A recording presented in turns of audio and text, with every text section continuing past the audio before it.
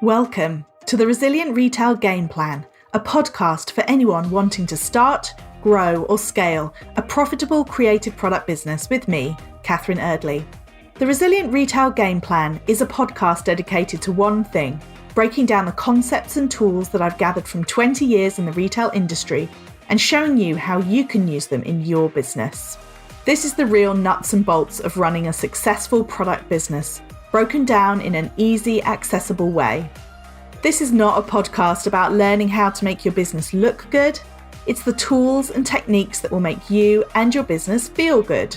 Confidently plan, launch and manage your products, and feel in control of your sales numbers and cash flow to help you build a resilient retail business.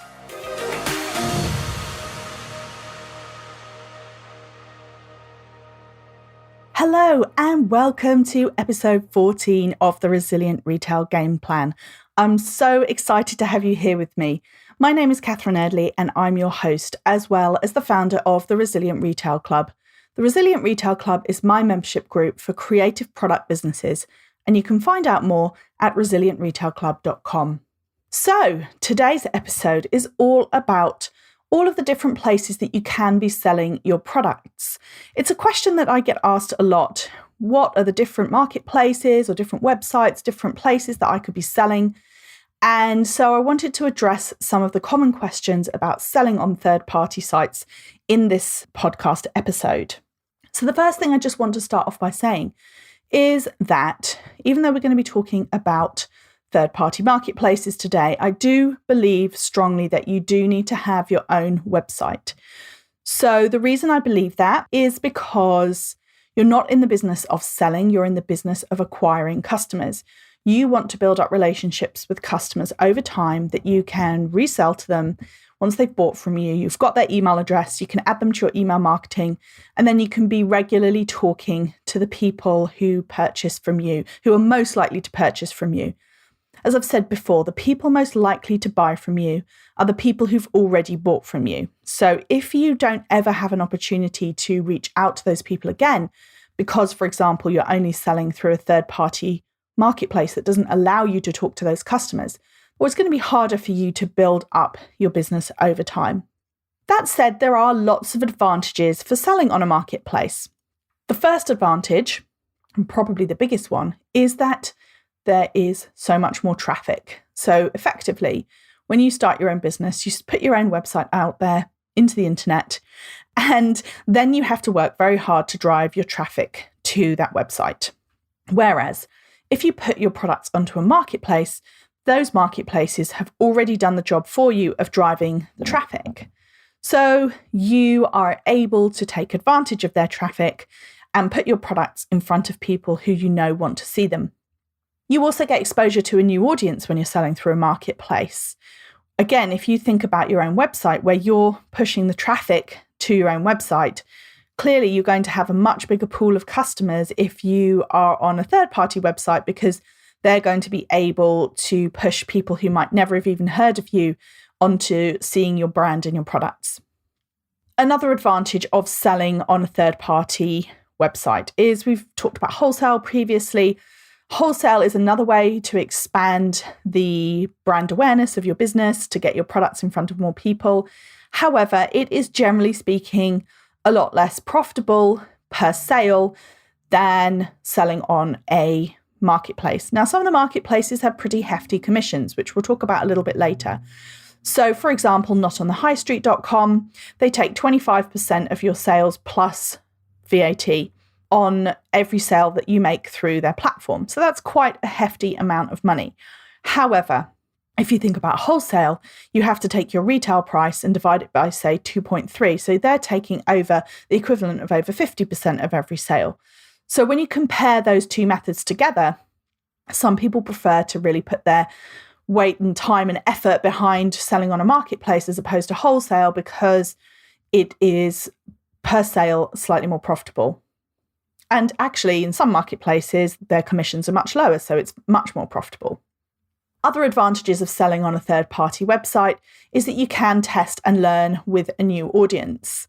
So again, if you think about it, your website is going to be the place that you can control the customer's journey, the customer experience. You're going to be able to build that relationship with your customer, but there's lower traffic. So what some people like to do is they like to try things out, say on Etsy, or again, not on the high street, see how it does, and then use that as an example or indication of the direction they should take on their own website. So it can be quite useful from a testing and learning standpoint.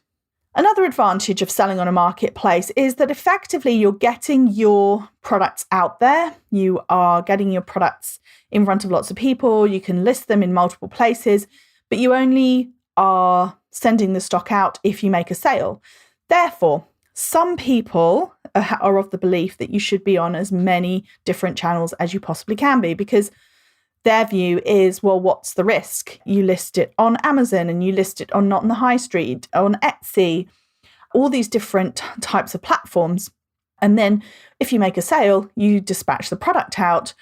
And if you don't, then you don't. But what's the risk?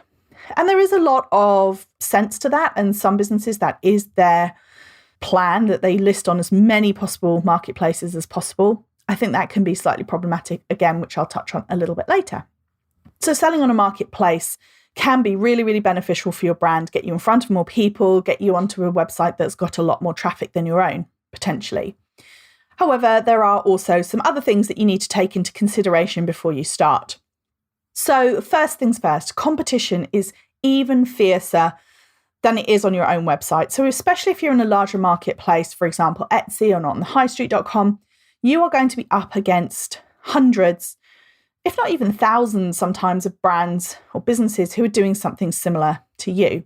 So you do have to accept that even though the traffic is higher, that means that the competition will be higher too. There may also be really high expectations around customer service, so you're expected to be always on. That is something for you to take into consideration when you are planning or looking into listing yourself on a marketplace website.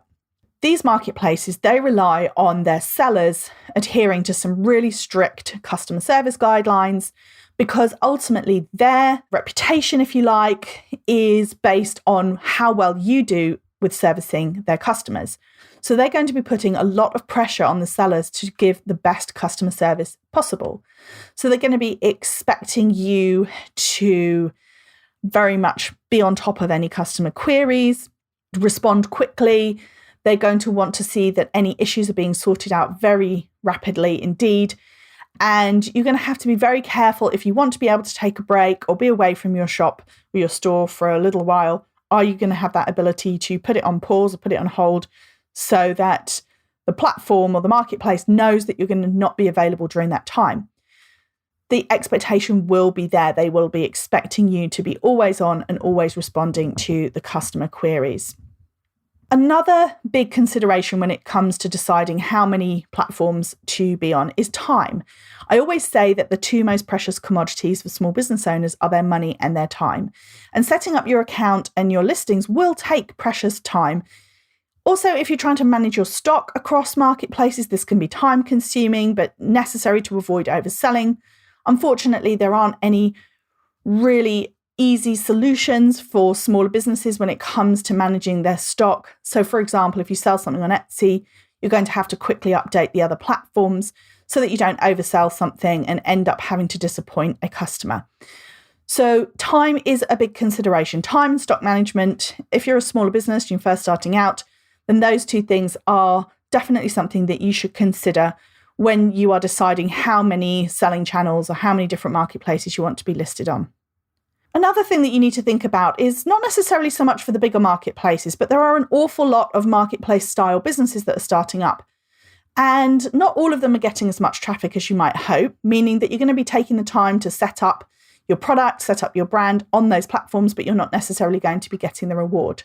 And then again, as I stated at the beginning, one of the biggest drawbacks of selling on a marketplace is that you don't own that customer relationship. So it's harder for you to grow loyalty and repeat custom when you're selling through a third-party site. So, as I said, there are more and more of these marketplaces springing up. So when you are making the decision as a business owner as to which marketplaces you want to take part in, which ones you want to put your business onto, then here are some of the things that you want to consider. As you grow, you may get approached by some marketplaces, especially the smaller ones or the ones that are starting up. And you also have to make the decision which of the bigger ones you're going to go for. So when you are considering any marketplace, here are some of the things for you to run through. Number one, most importantly, is it your customer? It doesn't matter how big the marketplace is. It doesn't matter how many other businesses are on there, how much volume of traffic they're driving to their site. If your customer, your ideal customer, is not visiting, it's not a good fit with your brand, then you just simply won't make sales. So how do you tell that? Well, take a look at the marketing, take a look at where they're pitching themselves, take a look at the other brands that are listed. Do they fit with your brand? Another thing to think about is, will being associated with this marketplace reflect well on your business? Again, this is probably one more to think about when you think about all of the smaller startup marketplaces that are coming out. There are lots of really great high quality ones, which would absolutely be an asset for your business to be on there. But at the same time, that you have to think about, you will be judged by the company you keep. That sounds rather negative, but just really think about, if you are pitched by somebody and they tell you it's really great and that they're getting all of this backing and exposure, but it doesn't sit right with you, you're not happy that the other brands are the same level of quality or same ethos as you, then I would suggest that you take a pass, because you really have to think carefully about where you're putting your time and effort. And unless you've got a big team of people helping you, then it will be detrimental to you if you end up putting all of your time and effort into setting yourself up on marketplaces where maybe it's not quite the right fit for you, because that is a lot of focus that it takes away from the main concern of your business. So another thing, think about, as I said, how are you going to manage your stock? Are you going to be able to pull together a spreadsheet, for example, that allow you to pull in your sales by marketplace to understand what your stock position is and get yourself into a system where you're taking down listings when you no longer have the stock? All things for you to think about, because it will have a really big impact on the number of marketplaces for sure that you can take on. Other things to think about: what kind of cut of the sales are they going to take from this marketplace? What's their commission structure? Is there a fee for you to set up? Is there an application process? Do you have to go through a set number of steps in order to get the listing, or is it more straightforward than that? Make sure that you've run the numbers for your business and understood how much profit you're going to be making on an average sale if you sell through a particular marketplace. And then just something else for you to consider: even if you're selling on a marketplace, it doesn't have to mean that you put all of your products on there. So for example, if they do take a big hefty cut of the commission, and that means that some of your products just simply aren't going to be profitable, you don't have to put your whole range onto a marketplace. In fact, there's something nice about always keeping some exclusivity for your own website. Why not have some things which are only available on your website, and then a smaller range that you put onto the marketplaces? For example, if you are going to pay a fee per transaction on a marketplace and some of your lower priced items are going to become unprofitable, then why not simply just not sell those on the marketplace, keep those for your own website? It's absolutely fine to have a different product selection. In fact, it's probably advisable to have a different product selection for each marketplace that you're on, so that you are only putting on the products that you think will do really well. And also you are tailoring your assortment to that platform, as well as keeping some exclusivity and some of the less profitable products for your own website. So let's run through some of the biggest platforms then. So let's talk about some of the different places that you could sell. There are lots and lots of them, but let's just run through some of the key players. And one of the biggest ones for creative product businesses is Etsy. So it is a worldwide platform selling handmade and unique products. It is a platform that allows you to simply create your own store. You can upload your own products, and then you can get them out to an international audience very quickly and easily. One of the biggest downfalls of Etsy, though, is that you will get a lot of competition with other sellers. So if this is a marketplace for you, then do have a moment to think outside the box and try and market your products uniquely. The other thing that I would say personally, from my experience working with clients with Etsy, can be really tricky, is there are a lot of people who are maybe more along the lines of being hobbyists. So if you're a handmade producer, it's possible you're going to come across people who are undercutting you because they are not that bothered about making profit. They're doing it for the love of knitting or crocheting or whatever is your medium. And so that can be tough. You have to think about what products can you create that are going to set you apart. There may be people on there who are selling products for considerably less than you, which if you were to try and compete with them on price, you would end up just not being profitable. There's a listing fee per product. There's a commission and standard payment processing fee. So it is lower than other platforms. It's around 9% for commission. They have also started trialing offsite ads where they are pushing Etsy products out on ads to customers.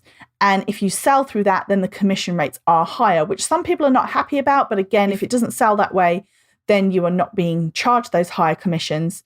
So it's sort of a mix. People have mixed feelings about it. Some people like it because it's more exposure. Some people are not happy with the higher commissions. Of the marketplaces, though, of the big marketplaces, it's one of the lowest commissions. NotOnTheHighStreet.com, you have to be accepted in order to list on NotOnTheHighStreet.com.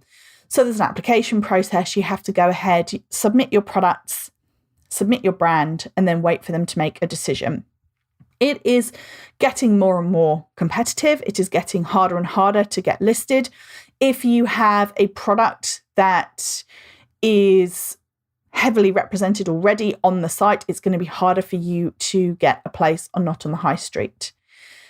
You got to think about your application, sell your business story, and also think about, are there unique products that you've not seen? Do your research on Not on the High Street.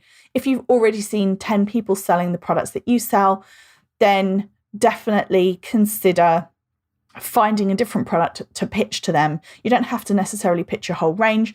You just have to pitch something interesting enough for them to want to take you on. They will need good photography. Not on the High Street has very high photography standards. So again, that will really help you. If you don't have great photography and you don't feel like you've cracked that unique product to pitch to them yet, it may be worth getting that sorted out before you try. It is a platform where you have to pay a sign-up fee of a couple of £100, plus the commission is 25% with VAT on top. And during certain times of the year, you'll get the opportunity to take part in some of their campaigns, such as their Christmas campaign, Mother's Day campaign. During those campaigns, you are charged at a higher rate again, so around 30 to 35% plus VAT to cover the costs of the additional exposure. It is a website that the potential to give you a lot of exposure. It's very well known. They've invested heavily in the years into advertising. They have a strong brand recognition, and it can give a certain level of kudos to your business to say that you sell on Not on the High Street. So it is definitely worth pursuing. And some people certainly have a huge amount of success, especially if they are featured in campaigns.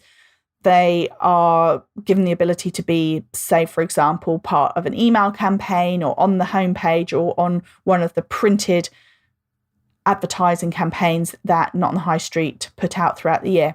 So it's definitely worth something to think about.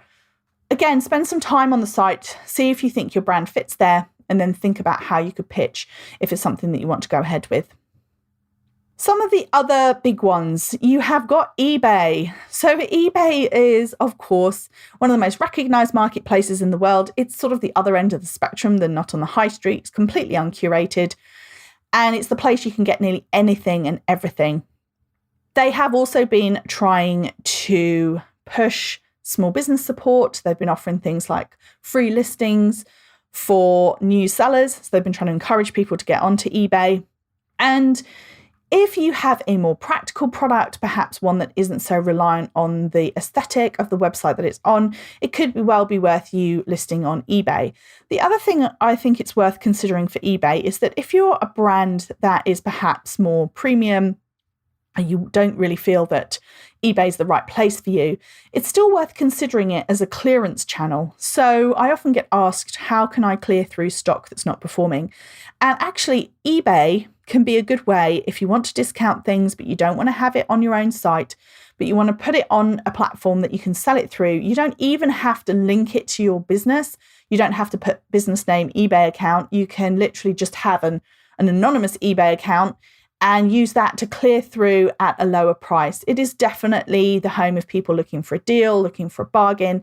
So it could be another channel for you to think about, not necessarily as one of your prime selling channels, but as one that is part of your stock clearance strategy.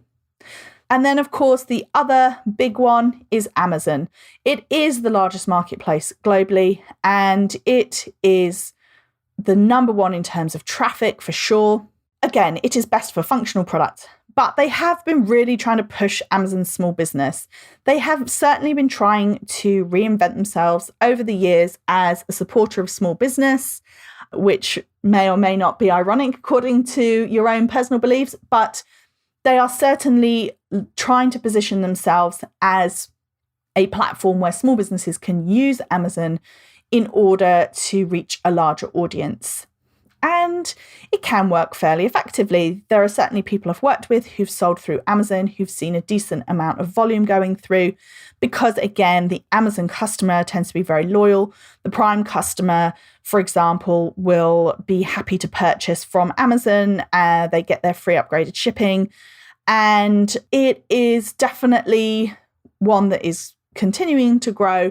And as I said, really looking to support small businesses. So again, have a think about, is it right for you? Is it right for your business? If you're a very design-led product, it may be less so. But if you are a practical product in any way, then it could be an option or something for you to consider. And then on top of that, there are lots of other marketplaces as well. Just to list a few, that you've got Folksy, which is marketed as the home of British craft. It's a marketplace for handmade original gifts. So unlike Etsy, it only allows handmade items. You've also got New Monday and New Monday. Its ethos is to provide an affordable platform for creatives in the UK. Again, the emphasis is on unique gifts. You can simply pick a shop name and start uploading your products, and it actually doesn't charge listing fees or commission per sale. You can upload unlimited products and just pay a monthly fee from £5. So it's a good place to start if you want to dip your toe into the marketplace world, for example. And So To Shop is an indie marketplace. It's a platform run by independent business owners who love to cheer on other independent creatives. It is a really fantastic community. There's lots of support. So there are lots and lots of different options. For clothing as well, there are places like ASOS Marketplace or Depop or other examples of places for clothing brands to get their products in front of other people. So that's just really scratching the tip of the iceberg. There are even more specialty marketplaces, from Thoughtful for cards to Wolf and Badger, which is all about independent businesses. There's Truva as well, which is only for bricks and mortar stores. There's so many more businesses, marketplaces that are springing up. So if you want to go down that route, you will have lots of different options. But just bringing it back to what I said earlier in the episode, whenever you're looking at a marketplace, ask yourself, is your customer there? Is the customer going to be there? Is it worth your while taking the time to upload your products, to keep an eye on your customer service, to be managing your stock between platforms? How many can you actually take on? It's far, far better to take one on and do it well than to try and be on every platform, in my opinion, and to struggle to keep up with them all. And finally, how can you sell more when you are in a marketplace? That's another question that I get asked a lot, is what are some of the key things, tips, hints, if you like, for growing marketplace sales? The first point is bringing it back to having a good conversion on your listing. In other words, are people finding what they want when they come across your listing? Make sure that, just as on your own website, that you have product titles that accurately describe your products so that someone who's searching for them are more likely to buy. Marketplaces prioritize products in results that they know are going to convert well. So if you've got a green velvet cushion, call it green velvet cushion. Don't call it the Sadie tassel cushion or something, because then people will search for tassel cushions, and if it doesn't have tassels, they might not buy it. So think about how people are going to be searching, the kind of terms that they're going to be using, and use that to inform your product listings to help drive up your conversion. Product selection, going back to what I said at the beginning, do your products fit with the customer profile of the marketplace? Again, you'll only get shown to more customers if your products are selling, so you want to make sure you only list products that fit the profile exactly. Just like in algorithms and social media, the marketplaces are going to be watching who's performing. So the better you can optimize your listings to sell, the better or the more likely it is that the marketplace will show your products to more people. So everything you need to do needs to be based around the idea of putting bestsellers that are clearly marked with good photographs and good descriptions and getting those onto the marketplaces. Another tip for marketplaces, again, we touched on it at the beginning, but great service is absolutely crucial. So offering speedy responses to customer queries and a hassle-free experience. This will also help you in favour with the marketplaces. Their reputation is built on the experience the customer has with their sellers, so they want to prioritise the sellers that keep their customers happy. And then final point is reviews. If the marketplace offers reviews, work out ways to incentivise customers to leave one. The more positive reviews you have, the better your ranking will be in the results. So focus in on ways that you can get your customers to leave you reviews to give your business more credibility on that platform and move your standing in the search results up. Thank you so much for listening. I hope you enjoyed this episode. I would love for you to hop over to Resilient Retail Club on Instagram. Tag me when you're listening. I always love to see where you've been tuning in. Also, shoot me a DM, tell me which marketplaces do you sell on? Have you found these tips helpful? What has been your biggest learnings from selling on marketplaces? Or are you at the point where you're starting out and you're trying to work out where to sell? So drop me a DM at Resilient Retail Club and let me know. Please also take a moment to rate, review, and subscribe to the podcast. Ratings and reviews are so helpful to me when it comes to getting the podcast in front of more listeners. And if you subscribe, you'll be the first to hear about new episodes as they are released. And then also, if you've enjoyed this, then why not head over to resilientretailclub.com/toolkits. That's TOOLKITS. And take a look at my brand new toolkits. There's one for every stage of your business, from starting your business, growing your business, and scaling your business. If you sign up to the Start Your Business toolkit, then you'll be able to get my PDF on selling platform comparisons, which will give you lots of information about the platforms that we talked about today, plus a few extra, as well as my top tips in a handy downloadable PDF, as well as so much more. Each toolkit contains a variety of ebooks, PDFs, and videos to support you on your business journey. If you've enjoyed this week's episode, then I invite you to check out resilientretailclub.com. The Resilient Retail Club is the membership for anyone wanting to start, grow, or scale a profitable product business. No more trawling Google trying to find the answers to your questions or wading through general business advice that speaks mainly to service-based businesses. Whether you're still at the idea stage or you've been going for a while but want to get more focused and organised when it comes to your business, the Resilient Retail Club is the place for you. With a library of courses tailored to creative product businesses, several live sessions a month, and a supportive and active community, the Resilient Retail Club is the perfect membership to help you hit your goals faster. Check it out at resilientretailclub.com.